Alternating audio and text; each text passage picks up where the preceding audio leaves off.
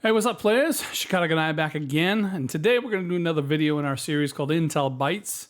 And if you're not familiar with Intel Bytes, it's where I go through a variety of different cyber threat intel, open source intelligence, privacy, some little red teaming, those type of topics. And today we're going to go ahead and use a scenario where you're a cyber threat intel for your company, and you want to kind of see what someone from the outside would see about your company. Specifically in this case, can they find emails and contacts about people in your company? And also, we're going to do a second portion of that where we're going to go ahead and see if those particular emails from the company are actually in a data breach or have been in data breaches before. And it's going to be good intel because, again, if you have a password policy, or if you have different employees and you want to find out, well, they're using bad practices here, they were in a particular data breach, sometimes it's a little bit of a weird stance for some people. So let's talk briefly about data breaches. So the data breach part of it, I've talked to a few people and they're kind of on the fence about some of it. They believe for some people, they believe it to be illegal, or they're just not comfortable with it because, again, a lot of these data breaches may have actual, passwords dehashed and plain text.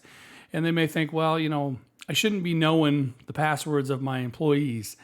I take it a little bit different stance on that, where if it's my company and I have permission from my company and I have permission from legal from my company, it's my job as cyber threat intel that if I do see some sort of breach of any of these types of credentials for people that work for us, it's good to know on my side how many have been there, and also what kind of password practices are they using. Are they following good password hygiene, that sort of thing. So in this particular case, I'm not opposed to grabbing publicly leaked databases. Another instance would be if I'm using a third-party company or a vendor at my company, and that third party was ransomwared or what, I don't know what the term you would use for it, but they're going to be dumping the data that they got from this third-party vendor on the ransomware group's blog, what have you, and they want to go ahead and dump everything for free because nobody paid a ransom. I believe it's my job as cyber threat intel to kind of peer through that or pour through that information to find out what kind of information is being leaked. Is there anything about us as a company being leaked in that particular data set? So I don't have necessarily an issue with downloading publicly given data breaches like you would find like on raid forums or things like that. I do kind of draw the line a little bit on companies that do provide this service, because some companies don't have people that can, are knowledgeable about like the dark web and can't go through the different forums or go through the different breach sites and grab all of these, or they don't know what to do with them, or they just don't want to do it at all, or legal doesn't want to do it at all. So they'll actually hire a third party that will actually have all of these database breaches already, and then they'll just search for the name of the company through the different data breaches. To me, I have a little issue with that because they're selling the data that they've acquired, public data that they've acquired. So to me, that's a little bit different. I wouldn't sell any of the data that I found from these public database breaches. I would use them for intel for my company, and that alone, right? Nothing else. I don't want to be using it for any type of nefarious purpose. So I do kind of take issue a little bit with companies that do that. It's their prerogative. They want to do it and they want to sell it. Sure, if they want to give it up to the law enforcement like they do, they sell it to the law enforcement or whatever. I have an issue with that particular part. But just data breaches in general, I don't have an issue.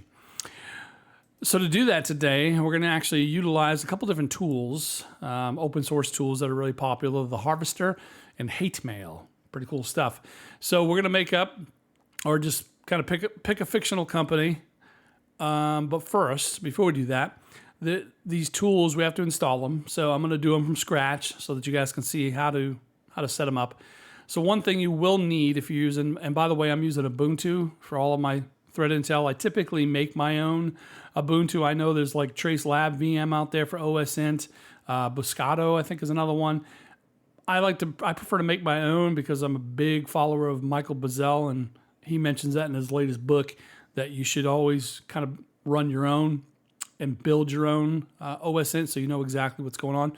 So I tend to do that. I like doing that, and Ubuntu seems to be mine of choice. I just prefer it. You don't have to use Ubuntu, but to do what we need to do, we're going to need to first install something called pip3 because a lot of these tools run on Python.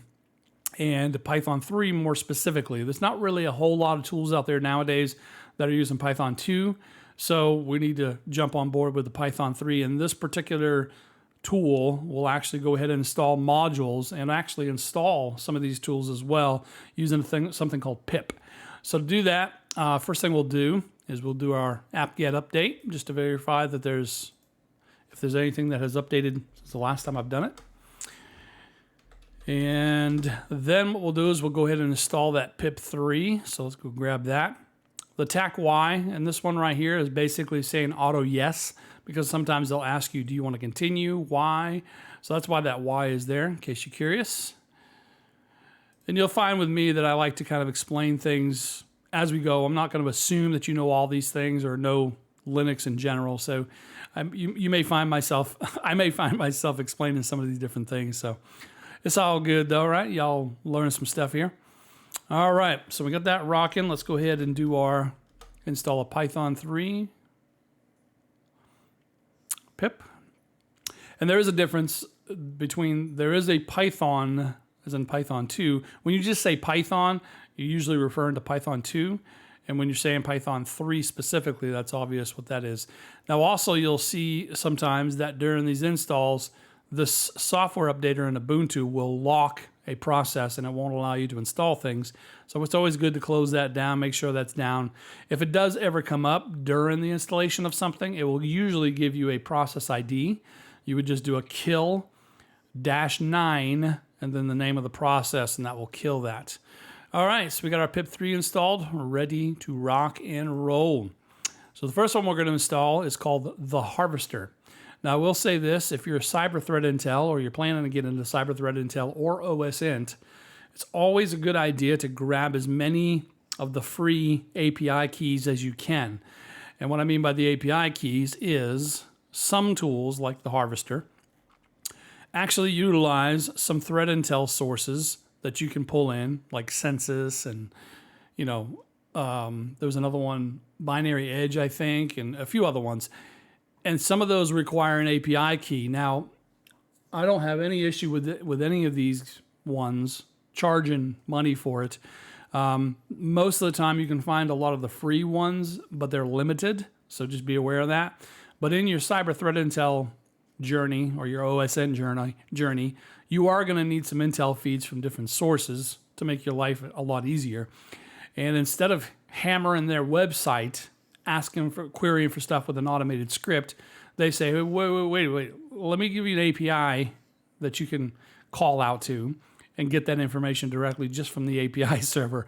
And sometimes they may rate limit it, that sort of thing. So in a lot of these ones here, you want to go ahead and grab as many of these public free ones as you can. I've done that, and what I do is I put them in KeePassXC, lock it down with my password, but I put all my API keys in there, all my logins. And then when I get to a tool like this, I can go ahead and just open it up and then start inputting it. So we'll talk a little bit about that. But it's important, I believe, in Cyber Threat Intel or OSINT that you get as many of these good intel feeds. And you'll see them repeated across many tools. Like another one is called Spiderfoot. They got around 200 some odd modules. They got a lot in there that need API keys and pretty cool stuff. Same thing with Maltego as well. But you can see that the Harvester one, we'll utilize things like Census, and this will get us like certificate information about different targets, give us some IPs and subdomains. This Hacker Target one's a good one to give us some subdomain searches, things like that. Today, I'm only going to be using this one, IntelX. I found that this one's really good at looking through database breaches without having to download those breaches. And if it's actually in plain text, if the breach itself has already dehashed it, I would be able to see it. I can tell you for a fact that some different email addresses that I know of and that I know the password of, I've seen in here, and it's legit. It is really the password for it, so it is a legit source they got it from, either from collections 1 through 5 or what have you. So Intel X is a good one that I like to use. So we're going to be utilizing that particular feed today, and I do have a free API key for it. It is limited per day, so I'll only get a certain amount of results, and then it's done for the day, and then I have to wait for another day. And here, so it'll tell you which ones require API key, things of that nature. Most of these are going to be passive, where you're not going to be having any issue legality-wise. But when you get into the active, that's where you need to be careful, because again, you need permission to do any type of brute forcing on any type of site or any type of target. So I do not recommend this unless you've actually got permission. Okay, so that's why it says active. Passive, this is all public open source intelligence information. No problem there at all, in my opinion. So what we need to install, and we already have Python 3, so let's go ahead and see what the install is. So on this here, we got a couple options. One, it's already in Kali, but I'm not using Kali. Docker is another way, and then from source. Now, I prefer to do it from source. In other words, I make my own OSINT folder, and then I dump all of my tools in there, typically using the GitHub. But to do that, I have to install something called Git. And Git is where you have this site here, for instance, GitHub. And if I wanted to copy all of this right here onto my machine, I can do something they call a git clone, and then the address of GitHub, whatever the one you're trying to do there. So to do that, you have to install something called Git. So we're going to go ahead and do a sudo apt get, and then git, that's Git. And let's see here. All right. Hold on. Sudo apt install. Let's try that. There we go. My brain's not functioning at full capacity in the morning. I probably shouldn't admit that. So here we can see it's grabbing it, and you see where it says, do you want to continue Y? Remember just a few minutes ago I was talking about the -Y, why that's there? It's so I don't get that prompt. Anyways, we have git installing. So let me grab the harvester's GitHub. So we'll come back here. Now we'll do what's called a git clone. And then we'll do it for the harvester. And you'll see here, it actually clones everything from that GitHub right directly in here. So if I do an ls, there's a folder now called the harvester. So I'm going to go ahead and navigate to that folder. And you'll see, typically what you'll see in these cases, you'll see something called requirements.txt. In this particular case, this text file points to this folder. And the reason why is because they have two different requirements. And this is for what you want pip to install for the tool. So for instance, if I go over here to CD requirements and I do an ls, I can see there's two different files. So if I were to cat base.txt, you'll see a list of different modules that this tool is dependent on. And instead of me individually going out there and finding all of them and installing them one by one, it puts it in this requirements text document here, and then you would use the pip tool, and the -R means it's the requirements file, and then you would actually just have it do it from there. So that's what we're going to do here, is we're going to go install the base one. So if you look back here on the install, let's go back to the install page. You'll see right here, they did a git clone of it, they CD'd into it. And if you're doing development, you could do the dev.txt, but here we see Python 3, tacm pip install -R for the requirements file, and then whatever the name of the requirements file is, we'll copy that over here. And now we'll go out and it will find everything that's in that list and download those particular modules for us. Pretty handy. for that. So whenever you do Python development, try to always, if you use pip and you use other third-party modules, make sure you always include some sort of requirements.txt that they can run. Now, something I haven't quite figured out yet in Ubuntu, this seems to be only specific to my Ubuntus that I have, is it doesn't dump it actually in the path. But I'm not as concerned about this one, but we will have to do something to the hate mail one because that's an executable. This one's just a Python script, but it doesn't seem to dump it in path, so it doesn't find it normally, but we'll talk about that in just a few. But now that we installed that, a couple different things we need to see. One, here's the Python script to run it, okay? So if we would do a Python 3, and then we say the harvester.py, you can see here, this is the help file for it, and this is what it would need, right? Now, in this particular case, what we're going to do is we have to actually take care of API keys. So you'll notice right here, api-keys.yaml. We're going to go ahead and nano that, or whatever text editor you guys like to use.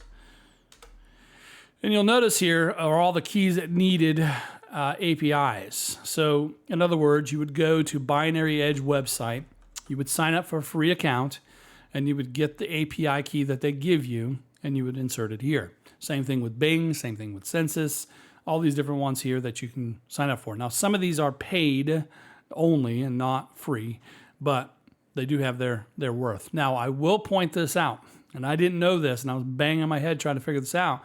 I wasn't getting results a lot of times when I did this initially, and I found out that where it says key : right there, if I didn't put a space and then the API key, it didn't work. So make sure when you put in your keys that you only do it under the key section. You don't, in other words, you don't put your API key right here. You put it right there, but you do a space and then you put your API key. Otherwise, for me, it didn't work. Now, I'm going to be using the Intel X one here, and I don't want you to see my key. So I am going to pause for a moment, put my key in, and then we'll get back to rocking and rolling, baby. Yeah. All right, so I put in my API key. I then saved it as api-keys.yaml. And so now I can pull it in with the harvester, and you would use the -B, I believe, to do that. So we're going to run this python 3.harvester.py. Actually, I'm going to do attack H with it. There we go. I'm going to do attack H with it to make sure we get the help file. So on this case here, the main things we're going to need is our domain. So whatever we choose for our target, we're going to put the tac D and then the name of the domain listed there. There are some different things you can put in here, like the limits and such. You can add in if you want to do a Google Dork or look through a variety or try a variety of different Google Dorks with it. You can use that as well. TAC S, Shodan, but we don't really care about that. We're just going to be going ahead and tapping into Intel X. So all we really need is the TAC D. When I say TAC, I mean dash.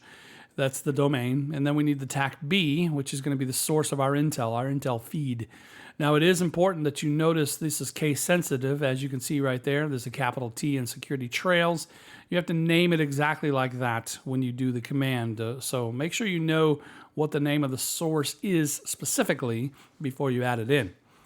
All right, so let's go ahead and start this bad boy up. So let's think of a target. Now, we want a big company. And I don't know, I had a Pepsi this morning, so let's go with Pepsi. Pepsi.com. I don't have any problem with Pepsi.com, by the way. So essentially, this is all public information anyway, so doesn't really bother me. But I'm not picking on Pepsi because I love drinking Pepsi. So it's all good. I'm just going to say Pepsi.com. It's a big company. I drank some this morning. It's top of mind. So we'll say TAC D and we'll say Pepsi.com. So the scenario is this. Scene, as they say, right, in movies. This is your mentality. You work as a cyber threat intel for Pepsi.com. Your legal department has authorized you to do this. That's important. I'm not telling you guys to do what I'm doing this week, this video without permission. You need to do it with permission from your legal team, and it has to be part of your role. In other words, you don't want to be just some guy that works there that doesn't do any type of cyber threat intel. if it's part of your role, and you have permission from the legal department, then you can perform this. Again, it's not entirely illegal because these are all public sources. I'm just telling you best practice and disclaimers. So in this case here, we'll say tacdpepsi.com, you work as threat intel, and you want to find out if I'm an outsider, outside of the network, how many emails and contacts can I find for the company, Pepsi.com. To do that, we're going to go ahead and tap into our source being IntelX, right? And what we're going to do is we're going to pop that on over as an output where it says right here, TACF. So we're going to go ahead and do that. We'll say TACF, and we'll put it over in, let's see here. Let's just do, we'll do it over the OSINT folder. And we'll say, I don't know, we'll call it Pepsi_email.txt. Okay. So this will hopefully go ahead and give us all these different emails. Let's go ahead and run it. All right. So now it's using the source. Okay. There we go. It's all finished. Wow. It's quite a bit. Quite a mother load here. Now, I will say that some of these may not be actual active ones, right?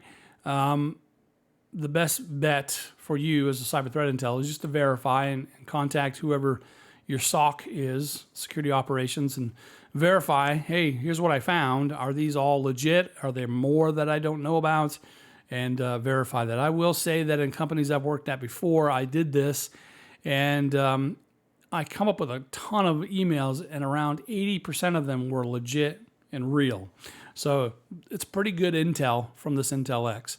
So we can see a large variety of different names here. One thing we can kind of determine is their structure of how they do their usernames or their emails. It seems to be first name, dot, last name, right? So that's pretty interesting. And what we're going to do just for purposes of this demo is I'm just going to grab a few of them, not very many, just grab a few, and we'll put them in a file, and we'll pretend that this is the whole entire 900,000 email list. So let's go ahead and drop it into, let's see, we'll do it at, what is it? And we'll just call this one Pepsi email 2.txt, and I'm going to paste in those right there, and we'll save it.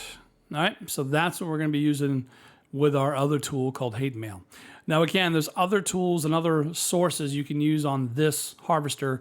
I've had the best success with this one. I know you can also do the same thing with like Recon NG, things like that. For me personally, I've always had better results with the harvester. For some reason, some of the modules don't work as well for me on Recon NG. I'm not really sure why, but I will be doing a video on how to use Recon NG very shortly. But this particular one got what we needed. So let's go ahead and CD back. And now let's go to our next tool. So we accomplished the first goal. First goal was find any amount of email addresses about the company you work for, posing as somebody from the outside looking in. So not somebody that has an internal, that's not logged into the internal LAN for whatever the company is. All right, so next one we're going to go to is called Hate Mail, H8 Mail. And this one here is a really cool tool for doing this sort of thing. Now, you can also, like I said, use Recon NG to do the same thing I'm doing here, but again, I find better results with this for some reason.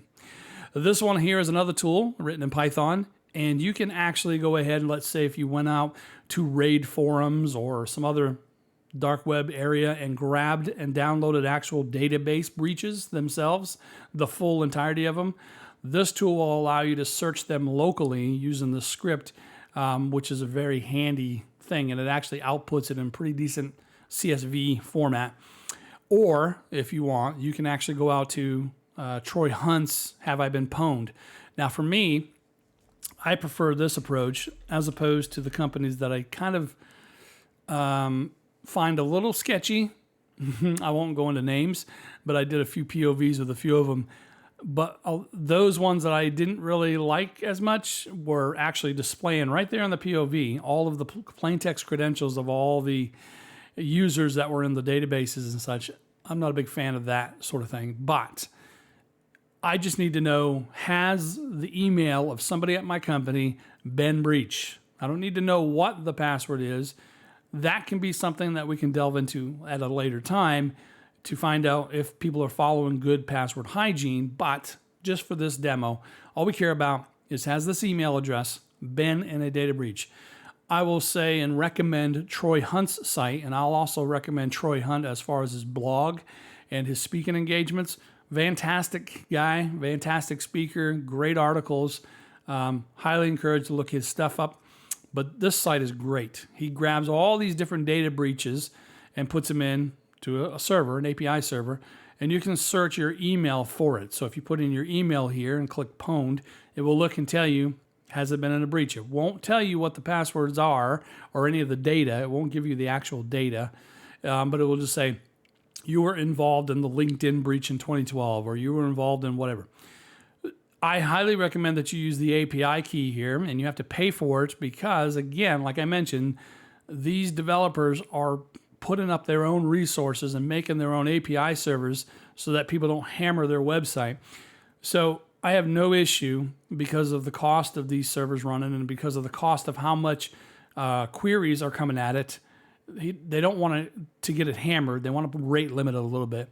So they do charge. This guy, though, only charges $3 a month. So I literally, I mean, it's awesome. It's one of the best ways to do it. But if you're going to be using these automated tools like the ones I'm showing you today, you have to use an API key. Spiderfoot, ReconNG, they all take Have I Been Pwned API keys. So basically, you put your email address in, send, verify email address, and then Troy will send you an email about how you pay for it and that sort of thing. But again, it's only $3 a month. And if you are using this on your daily rolls, it's pennies on the dollar, right? So in this case, I do have an API key, and I will be utilizing Have I Been Pwned. And if you look here under hate mail, you'll see APIs. If you look at the APIs, you'll notice here that Have I Been Pwned right here is listed. So all I would need to do is add an API key. And you can see over here this image of this key means that this source does need an actual an API key. Now, the hunter.io public one is already loaded into every one that you do because there's a public one and you don't need an API key. So it's automatically going to be included. So you may see that in the results. But you can also get a paid or sign up for a free account and use the free tier. So that's what I've done. But I'm not really interested in hunter.io for now. Leak lookup is another good one. Email rep is great if you want to find out if the email address is actually reputable. This dehashed one is actually what it sounds like. They actually have dehashed passwords. And you can see our good old Intel X here. I'm not going to utilize that because I've already used quite a few tokens today with Intel X, and I don't want to be out of it for now. But all we're really concerned about is Have I Been Pwned right here. That's what we're going to use it for. All right. So let's go ahead and install this thing here. And you can see, if you go back a page, that to install it, you would just say pip3 install hate mail. Now, this next part that I'm going to get into is only related to those running Ubuntu because it seems to be only with Ubuntu that I come across this issue. So this right here will install hate mail.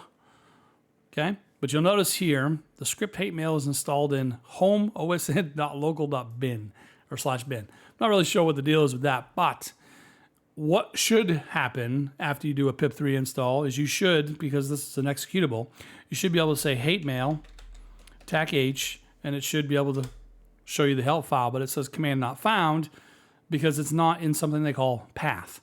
Now in Linux, if you're not familiar with it, path with a capital P-A-T-H is where it looks, well, let me show you this. So if I say echo $path, you see all those folders that are there. So user, say USR, local, sbin with a colon, then there's a colon. These are the different folders that this distribution looks at by default anytime I just type in an executable. So hate mail is an executable. it will say, well, let me see if I can find that in any of these folders. And if it can't find it, it'll say, like it says here, command not found. So therefore, we need to add it to path. Now you can see that this local bin, whatever it is here, is not in any of these folders. It's not listed here. So what you would do is, you could Google this, but I'm going to show you it, is you can actually go ahead and assign it or add it as a path in Linux. So you can see here what they did is they did an echo path just to verify. But if you want to add it to the directory, you would say export path, and then right here, this portion right there is what you would replace with whatever path you want to add in, and then you keep all of this right here. So let me go ahead and copy this for a second. And I'm going to come back over here. So what I'm going to do here is I'm going to copy this location right there. And I'm going to replace this with that, okay? So now I'm adding that path into it. So if I hit enter, and then I do my echo path again, you will now see that it will now look in this folder for hatemail.exe. So now I should be able to type in my hate mail TAC-H, no issue. Here's the key though. It's only affecting this terminal I'm in this session I'm in right here.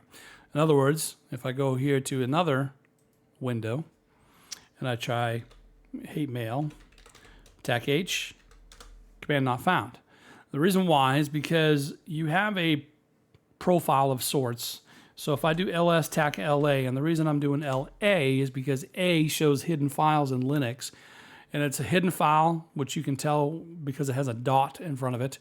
But this file right here, bashrc, is actually where you would put something like this export path to make it global, I guess you could say, across the distro. So in this case, if I go ahead and nano bashrc, and I scroll all the way to the bottom, right there, last thing after the FI.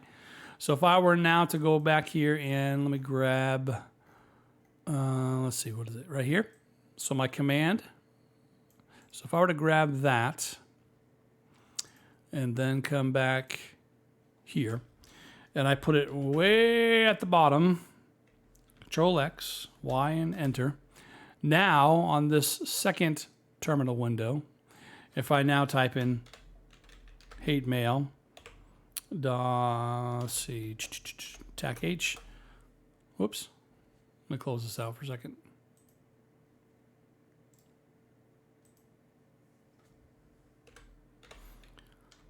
If I can type correctly, TAC-H, right there, you can see works just fine because now it's essentially global across the board here. So that's what you would have to do if you were using Ubuntu with this. Otherwise, if you just wanted to use it for this session, all you really need to do is this, right? But if you want it all the time to be referencing that, that's what you would use. All right, so now that we've got that out of the way, oh, so that's what it stands for. I didn't even know that. Heartfelt Email OSINT. I didn't know that. So in this case here, what we're looking at is this right here, TAC-T, user targets, and it says we can do either an input or a file. So I would put an email address in, or a file that has a list of email addresses. And fortunately, we do have that because I made it called Pepsi_email2.txt. So we're going to be utilizing TAC-T. If I actually had a database that I've downloaded locally and I wanted to query through that, I would then use these local breach source to be able to do that. But we're going to be actually tapping into a API, which is have I been pwned. But to do that, you actually have to generate a config file first so that you can actually insert the API key for have I been pwned. It's currently not there because you have to generate it with this tool, this switch right here, TAC-G, and that makes a configuration file template right here in the directory that you're currently in.